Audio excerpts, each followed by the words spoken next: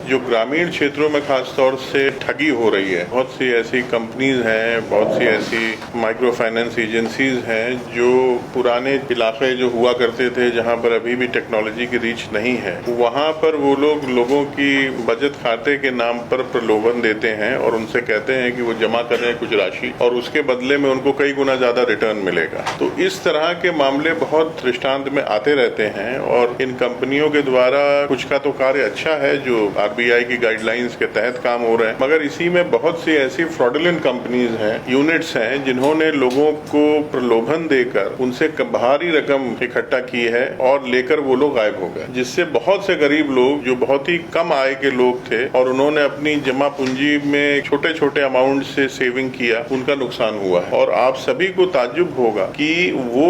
राशि बहुत बड़ी है, क्योंकि इन लोगों ने ऐसे इलाकों में अपना नेटवर्क फैलाया है, ऐसा जाल फैलाया है जो बड़ा अनऑर्गेनाइज्ड है, जहां पर अभी भी रीच कम है, लोगों में शिक्षा का अभाव है, जानकारी नहीं है और कुछ इन्होंने स्थानीय टाउट्स इकट्ठा करे हैं, उन लोगों को अपना पार्टनर्स बनाया है जो घर घर जाकर लोगों को कन्विंस करते हैं और शुरू में कुछ पैसे देकर उनको अट्रैक्ट करते हैं और फिर उन्हीं के जरिए और बड़ा क्लाइंटेल ये लोग प्राप्त करने की कोशिश करते हैं। तो इस प्रकार की बहुत से इलाकों से शिकायतें जब हमारे पास आती हैं तो ये हमारा कार्यक्षेत्र है, इन पर भी ध्यान देना और इसमें विधि सम्मत कार्रवाई करना। तो अभी तक मैं ये आपको बताना चाहूंगा कि जो हम लोगों ने इसमें कार्रवाई की है, वर्ष 2011 से लेकर 2023 के बीच की जो अवधि है, इसमें लगभग हमारे यहाँ 288 केसेस रजिस्टर हुए हैं बिहार में, जिसमें 173 कांडों में अनुसंधान चल रहा है और 106 कांडों में हम लोगों ने ऑलरेडी अनुसंधान पूर्ण कर लिया है और इसमें जो लीगल एक्शन होता है वो कार्रवाई की जा रही है। 106 में ज्यादातर में आरोप पत्र समर्पित भी किया जा चुका है और दोषियों के विरुद्ध कार्रवाई भी हुई है। 9 केसेस में फाइनल फॉर्म सबमिट हुआ है, जिनमें डिटेल्स वेरीफाई नहीं हो पाए, क्योंकि यहाँ पर एक कठिनाई ऐसे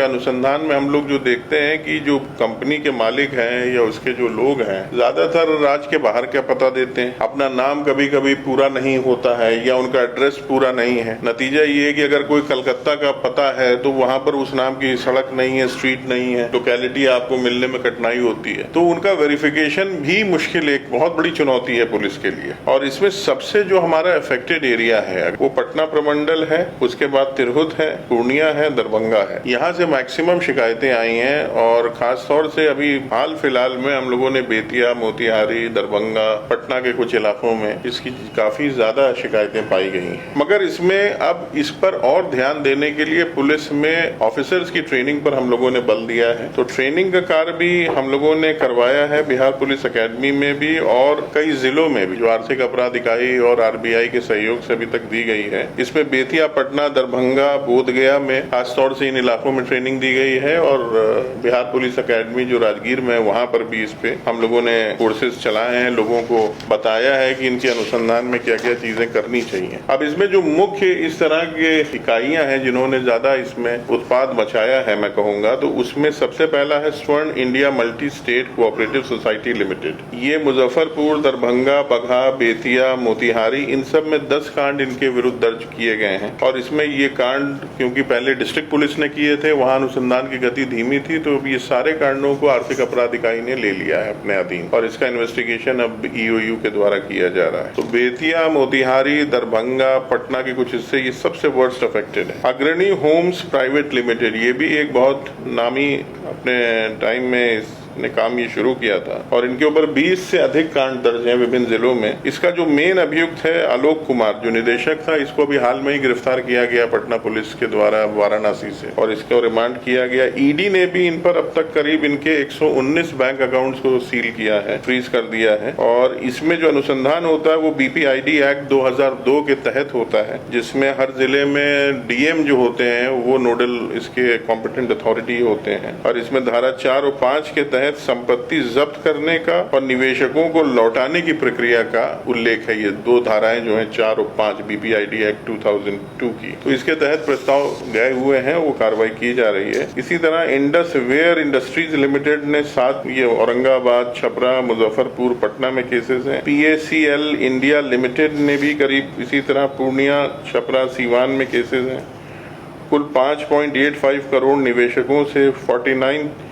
100 करोड़ का जमा करा के इनसे वापस भी लिया गया है। प्रतिज्ञा हाउसिंग फाइनेंस और कंस्ट्रक्शन प्राइवेट लिमिटेड एक और इसी तरह की कंपनी है। तो काफी बड़ी संख्या में इन लोगों ने लोगों को ठगा है और लगभग करोड़ों रुपए की राशि इन लोगों ने यही छोटे छोटे डिपॉजिटर से इलीगली कलेक्ट करके लिया है और इसकी भरपाई के लिए हम लोग पूरी तरह गंभीर हैं, कार्रवाई कर रहे हैं। इसकी समीक्षाएं डेली बेसिस पे होती हैं। अभी हमने ही पिछले 4 महीना पहले सभी एसपीज के साथ इसका वीडियो कॉन्फ्रेंसिंग से समीक्षा की थी। उसके अलावा एक वीडियो कॉन्फ्रेंसिंग के जरिए हमारे यहाँ से ऑफिस से भी हुआ है। मुख्य सचिव महोदय के द्वारा भी इसमें बैठक की गई है। उन्होंने भी समीक्षा की है। वित्त विभाग और संस्थागत वित्त विभाग के जरिए से भी ये कार्य हो रहा है। तो सरकार और पुलिस मुख्यालय इसमें पूरी तरह से तत्पर है और हमारा अधिक से अधिक प्रयास है कि ऐसे लोगों के जिनके डिपॉजिट्स इस तरह से गायब हुए हैं, डिफॉल्ट हुए हैं, उनका वापस कराया जाए, उनकी मदद की जाए और साथ ही साथ इन सब इलाकों में अवेयरनेस का भी काम हम लोग करवा रहे हैं। आरबीआई